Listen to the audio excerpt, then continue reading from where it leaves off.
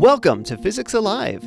I'm Brad Moser, and I want to help fellow educators spark new life into the physics classroom. Each episode, I'll draw inspiration from the teachers, researchers, authors, and professionals who explore innovative learning, motivate new curricula, and encourage an inclusive and healthy classroom environment.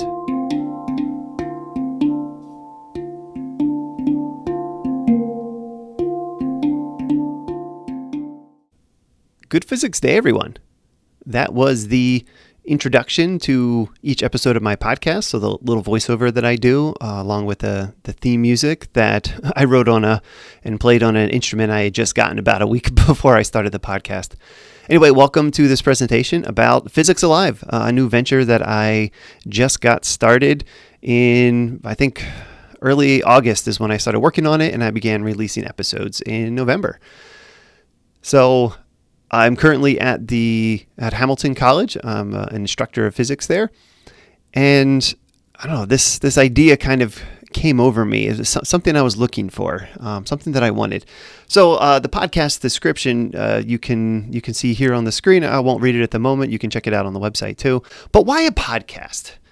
What was I thinking for that? Well, I've been listening to podcasts for a number of years now. I have favorite shows such as Science Friday was one I've been listening to for many years and just enjoying all the information that I get from there. And I feel connected to the scientific community and some of the research that's going on.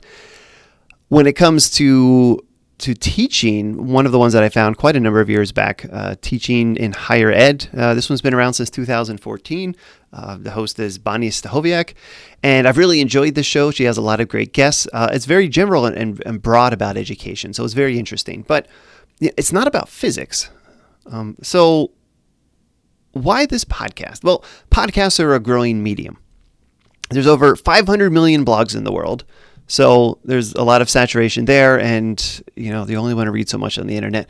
There's over 30 million YouTube channels. There's a lot of great YouTube stuff happening out there. Just thinking off the top of my head, Veritasium, Physics Girl, Smarter Every Day, SciShow. I thought about doing YouTube videos, but a lot of overhead for that, and I feel like there's so much great stuff happening out there already, and I might go ahead and do something with it anyway, but there's only about 1.5 million podcasts. So podcasts very much are a growing medium, and there's a lot of space here for more. And I saw a space for me. So I want to hear a podcast about physics teaching topics and the topics that I'm most interested in particular. And I want to find ways to be involved with and to contribute to my community. So Physics Alive is born.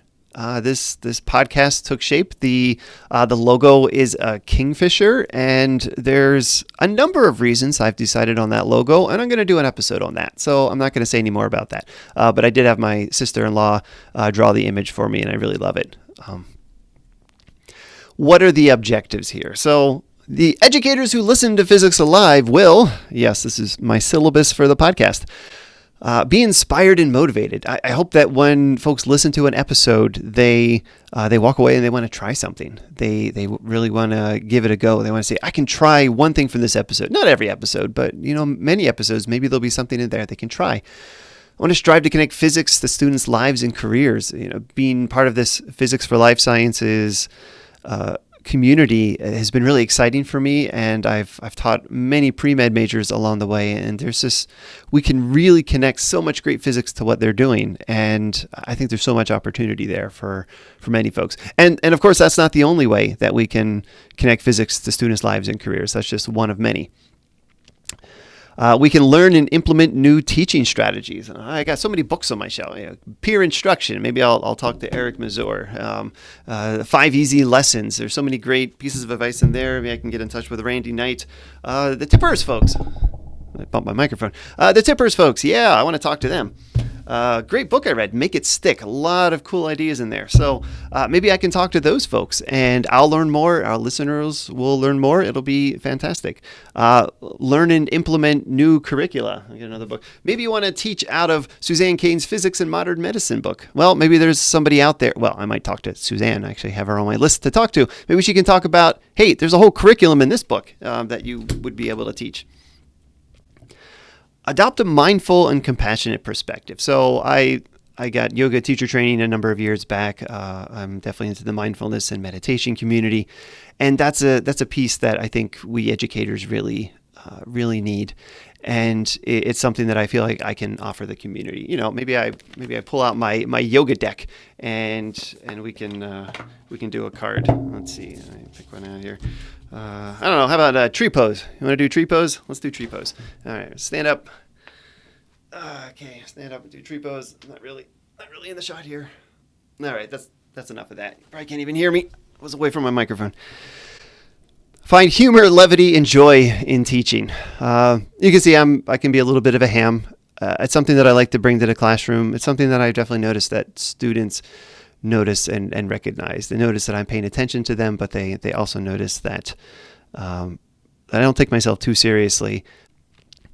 And to cultivate a classroom based on equity and inclusion. This has been a heck of a year. I mean, it's 2021 now that you're seeing this. I'm sure not much has changed in the last couple of weeks. It's been a heck of a year with COVID, with racial injustice, and I definitely want to acknowledge those topics on these episodes and get guests who can talk much more knowledgeably about that than I can. Who have I had so far? Well, some of my early guests have been Sam McKagan, the director of Fisport. I've talked to Joe Reddish at the University of Maryland, recently retired, and has so much to share. We basically talked a lot about his career and all the great things that he's done. Nancy Donaldson at Rockhurst University, like I mentioned, the IPLS community. That's she's been actively involved in that, and somebody I've been close to the last number of years, and I wanted to talk to her. Ariel Paul, the director of development at FET. I thought that would be cool to talk to somebody out at the FET project.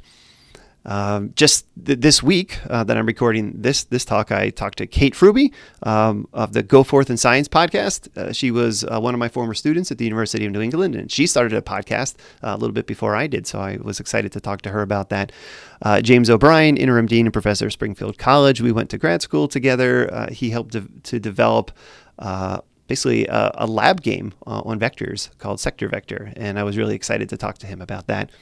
And somebody I don't know, they reached out to me on Twitter, Brian Lane at the University of North Florida, and he does a lot with computational physics in undergraduate curriculum. I'm excited about that conversation. So that's a lot of what I'm looking to do. A shout out to many of the other podcasts out there that I've discovered before and after, now that I've launched my own Lessons Earned, an older podcast, Learning About Teaching Physics. Some great episodes from Stephanie Chastain. The Physics Teaching Podcast, Across the Pond in England. Science Modeling Talks, that's a great one. EdSurge Podcast, the Cult of Pedagogy Podcast. A lot of great stuff out there. You can find me on physicsalive.com. So you can check out the website. You can see the resources that are there, episode show notes. All the episodes are available. But you can also check out the show at all of your favorite places. So Apple Podcasts, Spotify, Google, Stitcher, Podbean, a lot of those places. So likely wherever you listen to podcasts, if you do listen to them, it's going to be there. So check out the show, share it with a friend. Somebody else at the conference who didn't attend this talk, say, hey, why don't you check out that podcast? I'd love to get some more listeners because I want you to recommend guests to me. This is a podcast for you. It's for us. So I want you to hear the people that you want to be hearing about. I would love to do that. Maybe I'll talk to you. You can volunteer yourself. All right. Well, thanks a lot. And thanks for checking out this talk. Hope you check out the podcast and be well.